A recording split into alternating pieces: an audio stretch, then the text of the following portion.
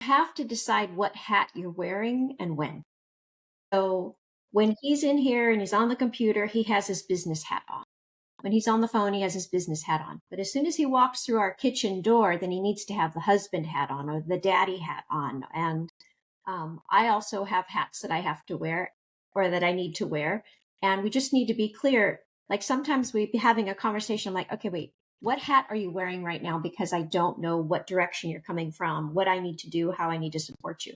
There's different needs per different hats. And we talk about it. We're like very clear. We're like, okay, what hat are you wearing right now? And just by understanding where the mindset and where each person was coming from, then we could anticipate each other's needs and what conversations we were going to have. And it just made things really clear. Yeah. And if, like, for example, if he went in the kitchen and was going to help me, I'm like, okay, are you wearing the sous chef hat or the chef hat? Because normally if you come into my kitchen, I'm going to give you things to do.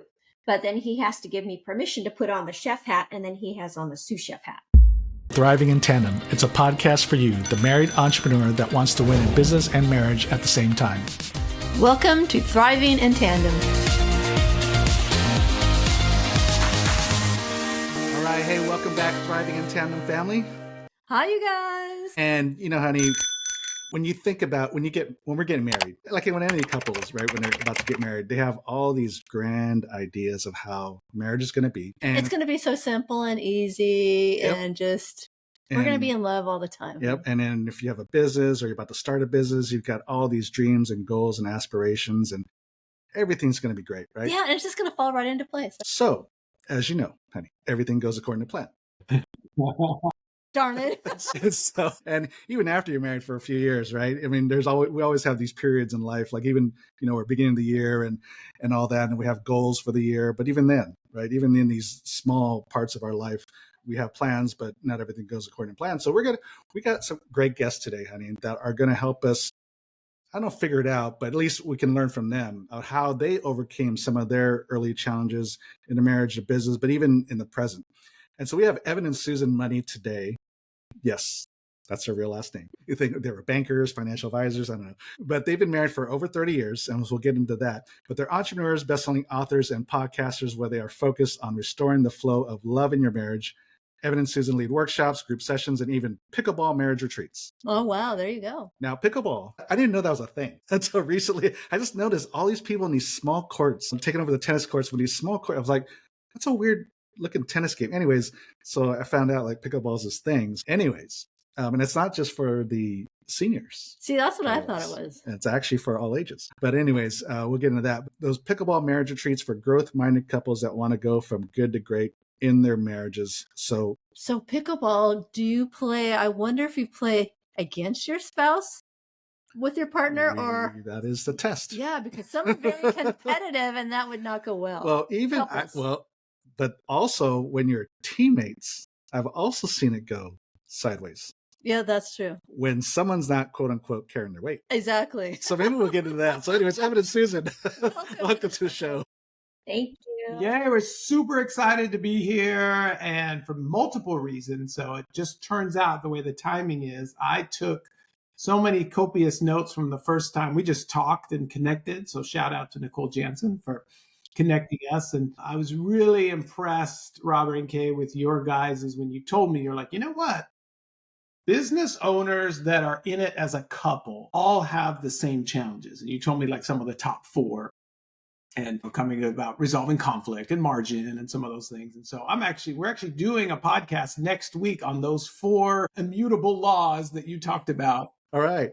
We're going to spin it from the business side to just marriage side specifically. We're going to focus more on that. I'm glad we could help you out and come up with some great ideas, Evan. Plugging your book, we're going to be pumping everything. So I was so excited. I was like, this is too good not to dive deep in. So we're absolutely doing that. And just so happened that the podcast ended on this. So I was typing those notes up the other day and it was just like, oh yeah, we got a podcast with them. Yeah. And to your point also about things not going as planned, I'll let the cat out of the bag for the ones that are listening and not watching. But Robert and Kay are not in the normal cool studios. They're in a hotel room as they're fleeing the inconvenient fires of Pasadena. And it's just like, goodness gracious.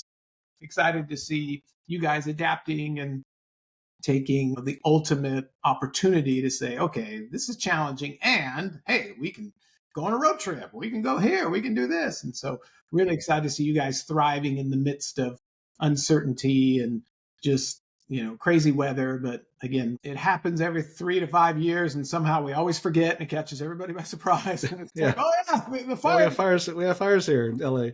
Yeah. So for those of you on YouTube, sorry, we're kind of dark. Explain that, honey. It wasn't the tan. We didn't get a good tan, but we're just in a hotel room, so we couldn't quite get the lighting the way we'd like it. But anyways, actually, it was a week ago. Was it a week ago or 2 weeks ago when the fires in the LA area, Pasadena area hit? Was when we fled to San Diego, the comfy confines of San Diego.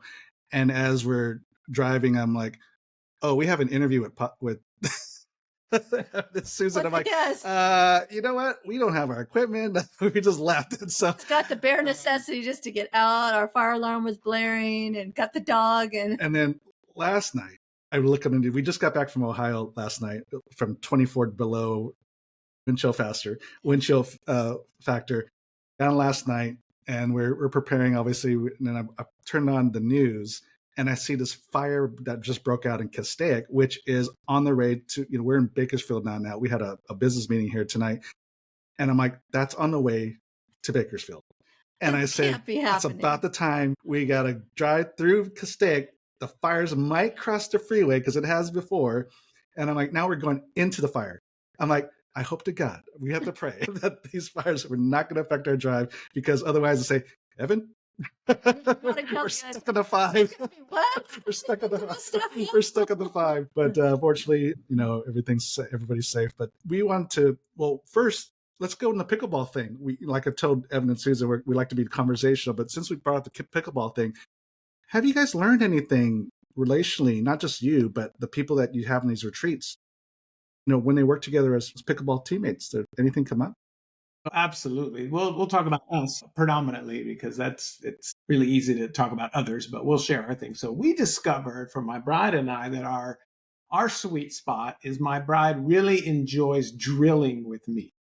And so, when it comes to pickleball, if you want to get better, you don't get better playing. You get better actually doing some drills. And so we have this tiny little net, and then we go in the backyard, and she just smashes balls at me. Yeah.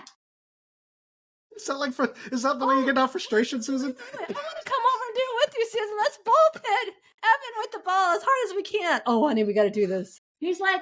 I'm like, where do you want it? He's like, between here and like my feet. I'm like, okay. And so I can do that. I think the very first time we did it, like the second ball I shot, it hit him in the head.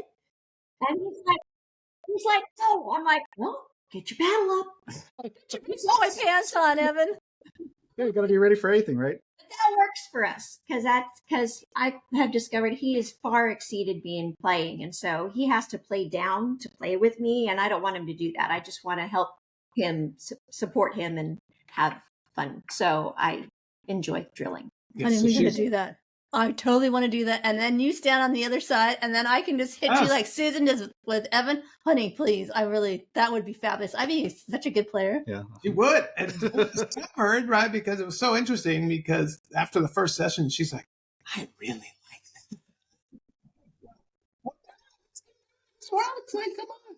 But it was interesting. There's one other couple that in the pickleball circle I'm in, because it's very social and you have these different groups and all this, but there's really only one married couple that actually play together, and everybody knows who they are because of the not so positive experience that they've had. So the conversation but off the court, they're so fun, they're so awesome, and the wife's a kick. But the husband played with us just the other day, and the first question is, okay, how are you and your wife doing on the court? And they're like, well, okay, we're getting there. We're making progress. So most couples are not able to play together per se. And the pickleball retreats is more just a way to, because my bride and I are allergic to boring marriage events. So how can we create something where it's interactive? Because now it has to be interactive. The days of I'm just going to sit and write, I'm going to get all this great information and then go home and do none of it. right? Right, So right. our thing is like, hey, how can we take a key lesson and then put it into action immediately? So with our events, whether it's a pickleball retreat or our big like 3-day retreats, we actually, where there's no pickleball involved, we actually hold space for couples to actually put into practice what they're learning real time. And so our events are intimate, they're small. And the reason we have these spaces so you can actually get the work and the reps in rather than, again, taking notes and not doing anything. And so we find that to be really key. And again, fun, interactive, enjoyment. So again, the pickleball ones are just to demonstrate, real-time communication. And there's nothing better than both looking at each other like, whose ball was that? Like, okay, like how do we, yep. So Gotta call it. yep. Exactly. She's Exactly. telling him. Communication. Communication. Communication. Because so often we hear with entrepreneurs, they just don't have fun anymore.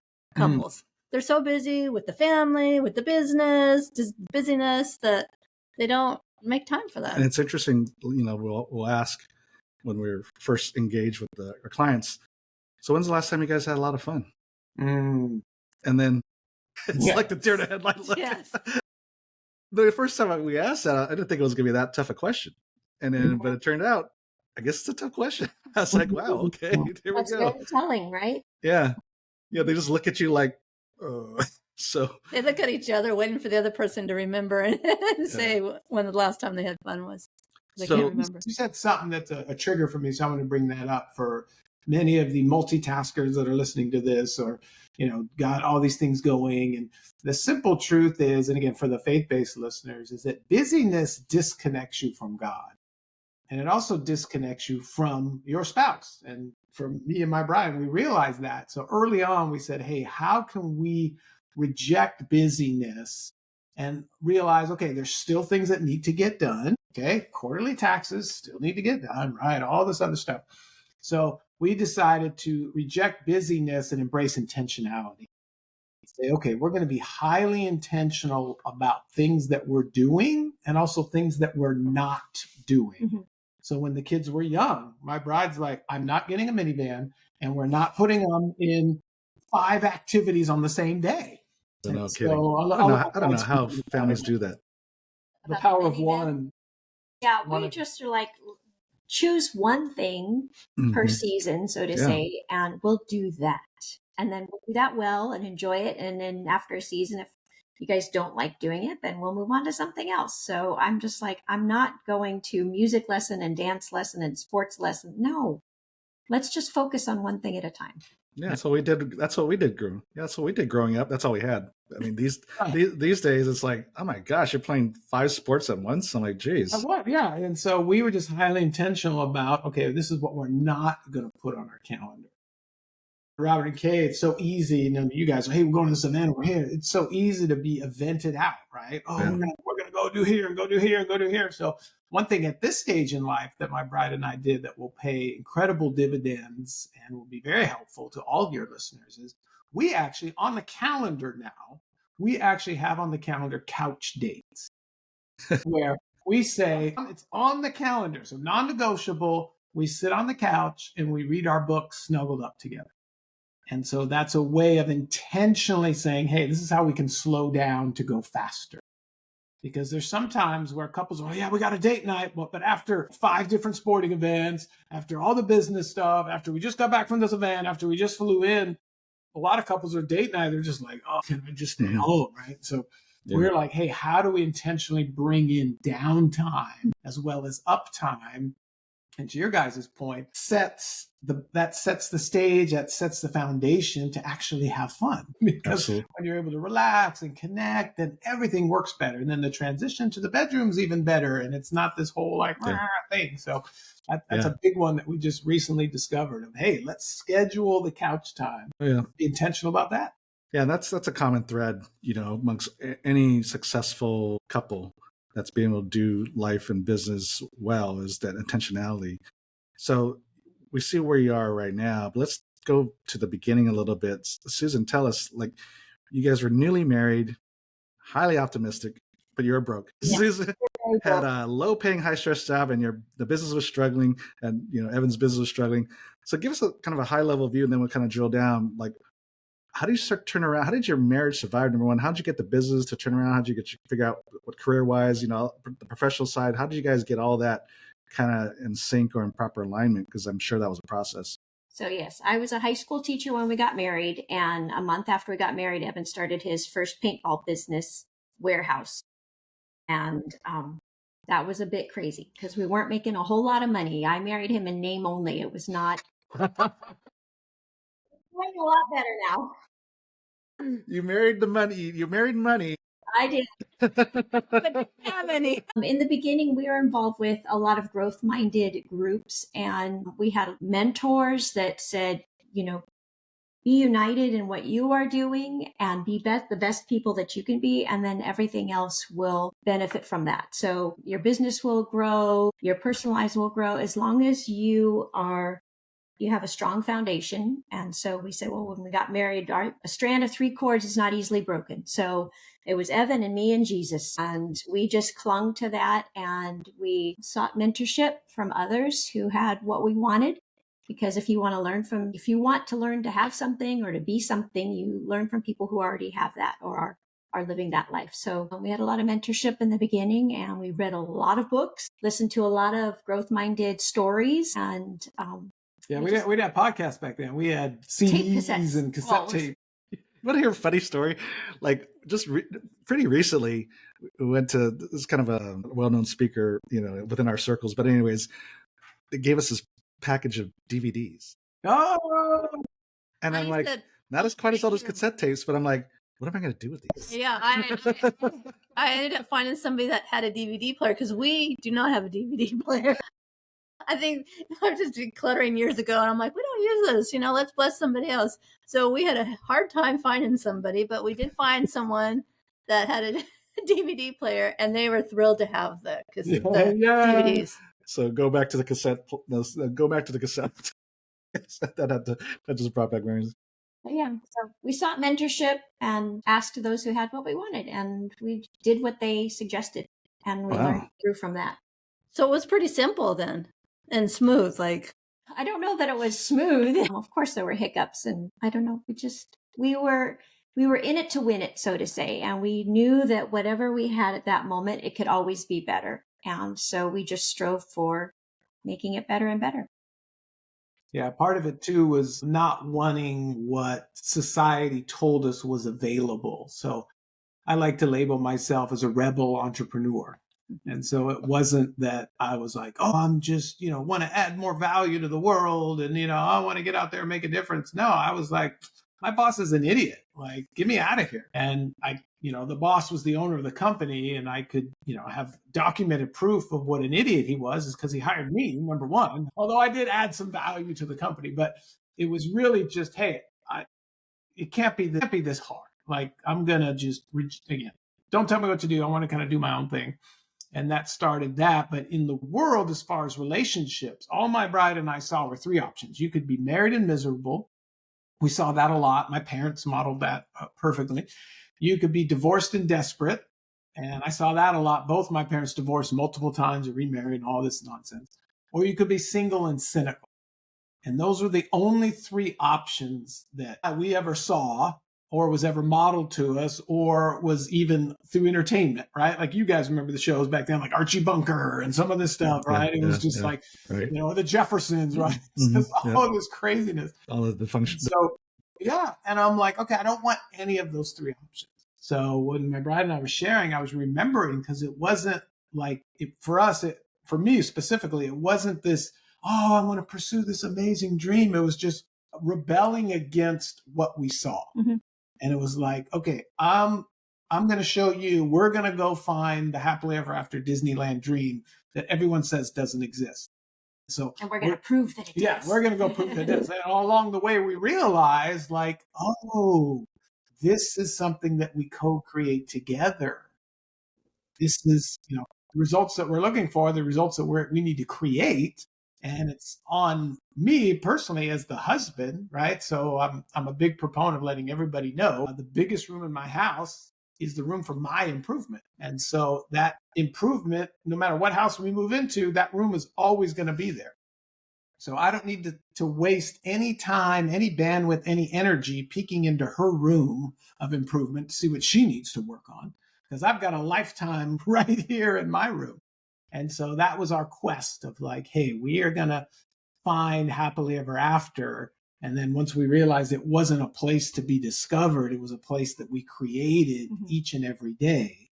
And every day we just kept building and stacking upon that. And so now after 27 plus years of marriage and over 33 weddings, because we get remarried in a different state or country every year, we just continue to stack.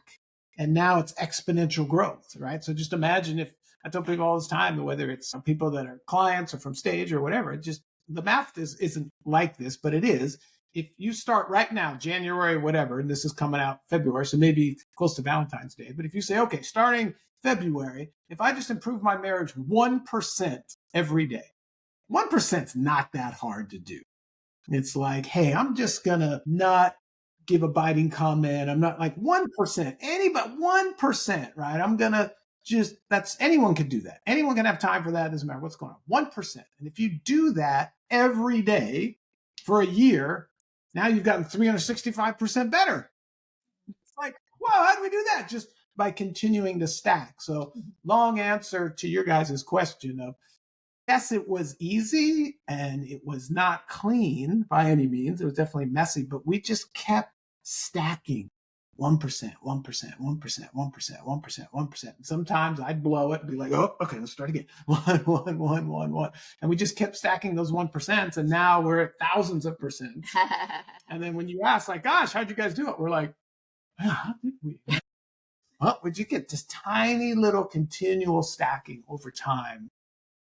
Really has paid massive dividends for us. So can you give us an example? Because it sounds like you listen to a lot of audios and read books, and it's easy to do that, but we don't implement. We're just like on to the next book. We're on to the next thing. Oh, that's a good idea. And then it's, out of sight, out of mind kind of thing. Yes. And it sounds like that's what you're doing with the stacking. So can you give us some tips on how you've done that? Well, in the book that had the biggest impact on us, the earliest on, was The 5 Love Languages by Dr. Gary Chapman. And we read it and we're like, it just made us understand each other, because we were married probably about a year or two and we were just kind of missing each other a little bit. We just weren't being fulfilled. And we read The 5 Love Languages. And then I'm like, now I am, because I am acts of service. So I got home first. So I would clean the house, walk the dogs, do the laundry. I'd make dinner. And then he would come home and I'd be like, look at all these things I did for you. And he'd be like, okay, thank you. And I'm like, okay, this took great effort. Look at all this stuff. And so he's like, okay, can I have a hug? And I'm like, yeah, I'll give you a hug, and he was always very touchy-feely. And we came to understand he's physical touch, because you usually give what you want to receive or what you need to have back. And so then when we read the book, and I'm like, so it doesn't speak love to you if I do all these things? He said, no. He said, I really appreciate that you do all these things. He was a bachelor for a long time. And so to come home to a home cooked meal, and a clean house was great. But I said, well, what is it that you need? He said, well, when I come home, I would love that you just stop whatever you're doing and come and greet me with a hug and a kiss. I'm like, is that it? That's so much easier. Spend all this time cleaning and all let the house go, Susan. Who cares if dinner's cooked, if the house is clean? The dogs are taken out. Yeah. So I was like, okay. And so we came to have a lot of conversations about what that meant for us. And so specifically for me, you have to learn the dialect. Not only do you learn the love language, but you learn the specific dialect. So for me, it was doing dishes. It was not washing the car. For me, it was vacuuming. It was not, I don't know, changing the oil, whatever it was. And then for him, I'm like, okay, so tell me what it is you want me to do. Because for me, I'm like physical touch. It's like, I just want a hand around my shoulder. He's like, I want you to pet me, to do this. He likes this. This fills his tanks, and he has no hair now. So just polish it. Shine it out there, Susan. Yeah. So, but it took communication to say, okay, well, what do you need? What do you want? What do you desire from me? And I'm like, oh, okay, well, I can do that. That's simple. So because we came to understand that tool and that love language and speaking it, it's like, well, that's simple. I can do that every day. Just do the best that I can to fill his love tanks. And he does the same for me. He does a lot of dishes, even to the point where I'm like, some of the kids need to do the dishes. And he's like, no, they're all mine. I'm going to do it all. And he wants to fill my tanks. And so when we understood that, that made a lot of sense. And it has had a huge impact on our lives. Yeah. And to your point, Kay, really, again, I think it's a spiritual gift of everybody, right? I'm going to read the book and put it on the shelf and then go to the next book, right? That's a spiritual gift. And that's where you get the category of books called shelf help, right? Because we know so many people, like, what's the secret to your marriage? And we talk about the love language. They go, I have that book. And we're like, Did you read it? Yeah. Mm-hmm. I read it. It's like, and so to your point, really, it was just simply saying, okay, I'm going to do these simple, easy things every day. And we never stop doing it. And so we discovered that unless something is a lifestyle, it doesn't get done. So if you have to put a Post-it to be like, oh, I got to remember to fill their love tank and do this, it's not going to happen. And so we figured out ways to say, all right, how do we create a lifestyle around living happily ever after? How do we make it a lifestyle of harmony? To your guys' point about avoiding conflict, or, not avoiding conflict, but addressing conflict and overcoming it. We created, okay, how do we create a lifestyle around that? So we created tools and ways to say, okay, if there's anything that's causing an issue, we handle it right then and there. It's like, hey, dinner can wait. This can wait. We don't need to walk it out. Let's talk about this right now. And we just built it and made it a lifestyle. And if it's not a lifestyle, it doesn't get done. Mm-hmm. So we just said, hey, how do we create everything that we ever wanted and then make it a lifestyle? Because if I have to try to remember it, it's not going to happen, right? If I need an app on my phone, it's not going to happen. So we just were highly intentional. And it started, again, to your point, Kay, one thing at a time. Hey, I can speak her love language dialect once a day, at least. And then we never stopped doing that.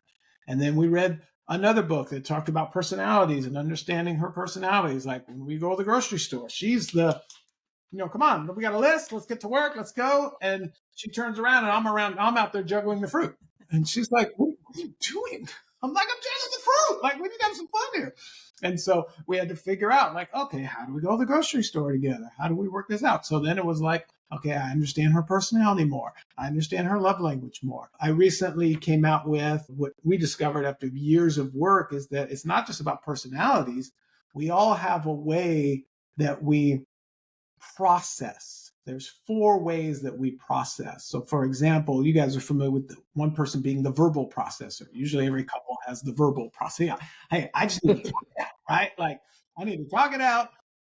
My bride is just the opposite. She is a thinking processor. And so she's like, wait, I need to go think about this. And so she leaves the room and I'm like, wait, well, I want to talk about this. Like, what's going on? And so once we understood our different processing types, and there's 4 types, and you guys can, if you guys want to figure out the 4 types and go on to that, you can check out our podcast, but there's 4 specific types. So it's just learning and understanding, like, okay, she's not mad at me. She's not turning her back on me. She's not abandoned. It's like, no, she just needs to go think about it.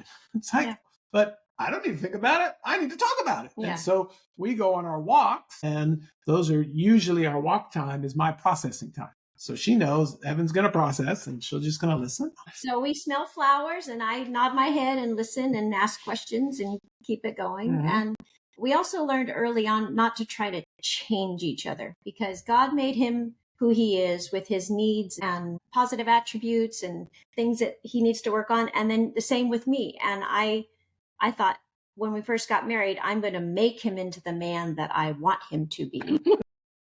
I need, that I desire, that I think that he needs to be. And then I realized, no, I need to embrace the person that he is and learn how to work with that, because he's the fun, exciting person to be around. And I'm like the detail, get it done kind of person. And what attracted us to each other initially was these positive and negative attributes, right? because the opposites attract. And so instead of trying to change him into what I felt he needed to be, I just learned to clap and applaud and enjoy the journey, because if he were just like me, our marriage would be very boring. So And that, I learned how to be the fun person. yeah.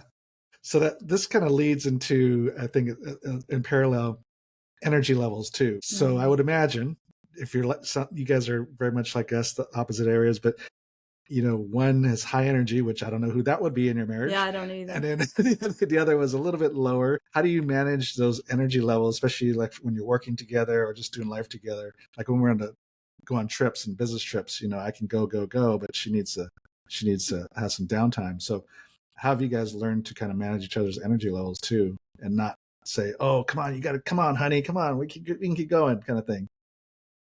Yeah, and that's a great question. Again, depending on different seasons, but also understanding that, I think on the opposite side, I'll go from a different direction. My bride was very good at helping me and also myself understanding of, like, you know what, when there's a lot of input, my ADD is like, oh yeah, let's go do this, let's go do this. And my bride's like, okay, we could probably accomplish 2 out of the 10. That's it. Oh, Let's start with those 2. And so what she discovered, what she learned was like, hey, how do I help hone him in without pouring water on it and making right? Yeah, so it's like, okay, what are the most important things you want to do? Okay, well, I want to go to this booth. I want to talk to this person. It's all important. Just, again, help focus me. Yeah. And say, okay, so it's that art, instead of like, oh, here's the no fun person telling me I can't do this. It's like, okay, if you want to do all this, where do we want to start? Okay, let's go start with this person. And then we'll go to that person. Okay, and let's go over here. Then we go over there. And then it's like, man, I'm hungry. Are you hungry? Yeah, let's go have lunch. And then after lunch, I can be like, you know what? I don't think we're going to make all these things. So part of that art and those nuances is understanding the personality type and helping me discover it for myself. Because if she just comes in and says, no, you can't do this, we got to do it, it's like, wow, versus like, hey, let me help you. That's good. Let's get let's prioritize. Who do we need to go talk to first? Hey, let's go here, let's go here. So just recently we went to a trade show to meet some vendors, and it was really cool because it was like, oh, okay, we only have to meet one person? Yeah. Oh, okay. Instead of like, I get this list of 50 things. And so after we met the one person, we're like, well, what else can we do here? Oh, let's go talk to the NASA people. Oh, let's go over here. Let's go over here. So yeah, that's one of those where it's twofold. So it's self-awareness and then also understanding of classic, right? It's not what you say, it's how you say it. Yeah. To my bride's point, most spouses are like trying to make the man and the person he's trying to be, rather than saying, hey, how can I hone him and help him be at his best? If you come from that attitude versus well, if you would just change and then everything would be great, right? Like we call that in our book, the if-then cycle, right? So many couples get caught up in, well, if he would just do this, then I'd do this. Or if she would just be more responsive in the bedroom, then right? And it's like, so we got a way to say, how do we break the if-then cycle? And just say, hey, how do we work on ourselves? And also say, okay, and then how can we be self-aware and help support each other and clue people in?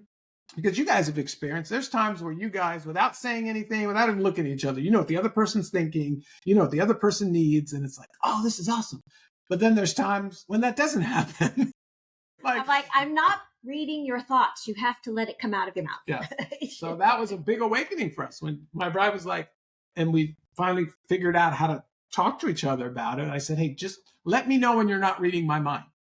So we're going somewhere. She's like, I'm not reading your mind. I'm like, perfect. Well, I need this, this, and this. Instead of, because here's what most entrepreneur couples don't realize. All of their disagreements, all of their pain, all of their problems and challenges come from 2 things and 2 things only.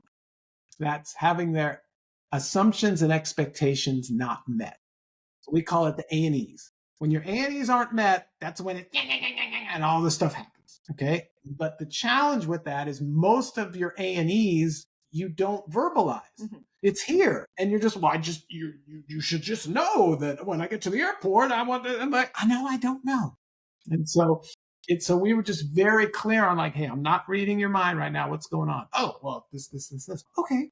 Or I'll tell her, hey, in the grocery store, wherever, I'm not reading your mind right now. But okay, well, let's do this, and this. And so that had been so helpful, where before there would be shame and guilt and like, oh, we're not connected. I'm not reading your mind. And now it's just like, no, the Wi-Fi signal's not working. Tell me what you need right here. Okay, perfect. Awesome. And now we're going into this new season where we're pseudo empty nesters. And now it's like, oh, wow, we can actually lead a conversation and not get interrupted. The business is scaled. And so we have all this extra time. And now it's this new season of like, we can actually have this talk. Yeah, because we homeschooled too.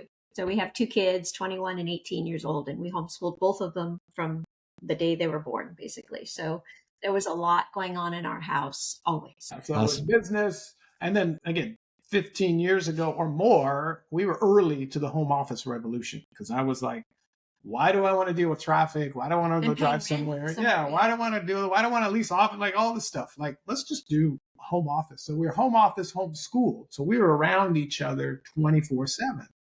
And so it was like, okay, how do we create, like you guys talked about, how do we create boundaries? How do we create like, okay, this is office time. This is couple time. This is parent time.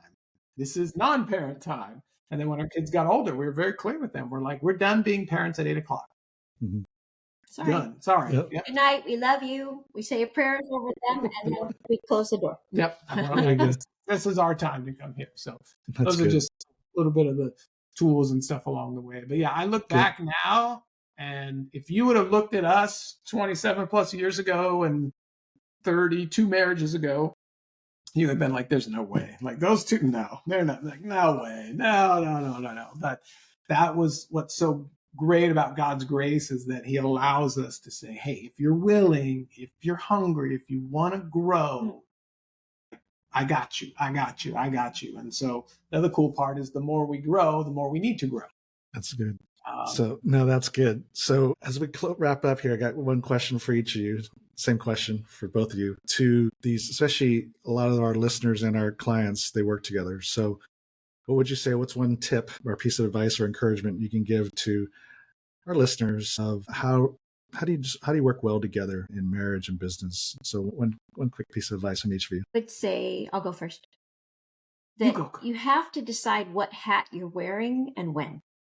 So when he's in here and he's on the computer, he has his business hat on. When he's on the phone, he has his business hat on. But as soon as he walks through our kitchen door, then he needs to have the husband hat on or the daddy hat on. And I also have hats that I have to wear or that I need to wear. And we just need to be clear. Like sometimes we'd be having a conversation like, okay, wait, what hat are you wearing right now? Because I don't know what direction you're coming from, what I need to do, how I need to support you. Because when he's wearing his husband hat, then I'm like, okay, I need to feed you. I need to make sure that you are watered, and there's different needs per different hats. And so, and we talk about it. We're like very clear. We're like, okay, what hat are you wearing right now? And just by understanding where the mindset and where each person was coming from, then we could anticipate each other's needs and what conversations we were going to have. And it just made things really clear. Yeah. And if, like, for example, if he went in the kitchen and was going to help me, I'm like, okay, are you wearing the sous chef hat or the chef hat? Because normally if you come into my kitchen, I'm going to give you things to do. But then he has to give me permission to put on the chef hat, and then he has on the sous chef hat so that I can tell him what to do, because otherwise he does not like to be told what to do. And he will. I can't imagine that. Wash this bowl, and he'll just put it under the sink or something. I don't know. Anyway. For to be seen again. So just what hat are you wearing right now, and how can I support you? That's a clear question that has helped us a lot. No, that's good. Cliff setting expectations is huge. Yeah, and that goes back to the mind read, right? Like the shame and guilt thing of like, well, if you really loved me, you would know. That's a lie. They don't know. You have to communicate clearly. So I challenge every man listening to this is to rise to the challenge and actually communicate. And ladies, there's a pressing need for you to understand that he loves you more than you can imagine, and you still need to tell him what you need. You need to help him help you. And so those magic moments where you do read each other's minds, hey, rejoice, woohoo. But the rest of the time, you got to help them and help each other. And so my thing real quick, Robert, just short and sweet is I think there's at this day and age, there's a crisis in manhood because men are so confused and there's so much ambiguity. Like you can ask 10 different guys, hey, when did you know you were a man? You're going to get 10 different answers. And if That's a loaded question these days. If any of them are honest, they'll pull you aside and be like, actually, I still don't know. Okay, and so that's the crisis that we're in. And so I'm going to make it super clear because I think this will be very helpful as far as fatherhood, parenthood, husbandry, everything, is that boys run from responsibility. Real men take responsibility. Now, responsibility doesn't sneak in your window at night. Okay? Some people think that. So responsibility has to be taken. And so it's up to, if you want to be a man, it's about taking responsibility. So if you're in a business and you're looking around and going, oh man, this is awful, this is this. Well, if she would just do this, and if she was more supportive, and if she, all of that is like the head coach going up to the podium who lost the big game going, well, if the offensive line would have blocked better and the receivers would have caught it, then we would have won. If any head coach did that at any level, they'd be fired instantly or burned at the stake, right? If you're at the NFL, right? The fans would revolt and get rid of them, right? It's taking responsibility, taking full responsibility and saying, hey, all of this is happening because of what I'm doing. So in order for things to change, I get to change. In order for things to get better, I need to get better. In order for things to grow, like my finances, like my spiritual life, like my romance, then I need to grow. And so once you're able to take full responsibility, everything will change for the better. But if you want to continue to hide out and point fingers and blame your spouse or blame the economy or blame the president or blame whatever, or blame the weather, right? You can do all that. And this is what's so amazing about the God that we love and serve is he'll let us. It's like, hey, you want to blame him? Go ahead. But how's your life working for you? Yeah. Probably not very well. But once you ultimately take full responsibility, that's when everything can change for the better. So that's what I would tell married couples. That's great. That's a great way to end it. That question, just from the two of you, the answers from the two of you on that one question, I think summarizes this conversation. How do you, as a couple, work well together, both inside and outside the house? How do you have better balance? How do you win in both marriage and business? Is number one. Take your own responsibility, not try to change your spouse. And of course, in business, there's external issues that can affect the business, but ultimately, you still have control to turn things around, even if there's external factors that pull it down. And if you really want to thrive together, set clear expectations and boundaries. Don't assume anything, because we know what happens if you assume, right? So great. Evan and Susan, this is great to have the two of you. And because we're also so close vicinity wise, we have to get together somewhere on the beach. But we have some links up there in the show notes, evanmoney.com, evanlovessusan.com. There's also the vow renewal handbook. That link is in there. And then you guys have written a few books here. So the 1-Day Diet, Take Action Now, Money Talks, Happily Ever After. Any one of those things you want to talk about and encourage our listeners to go get?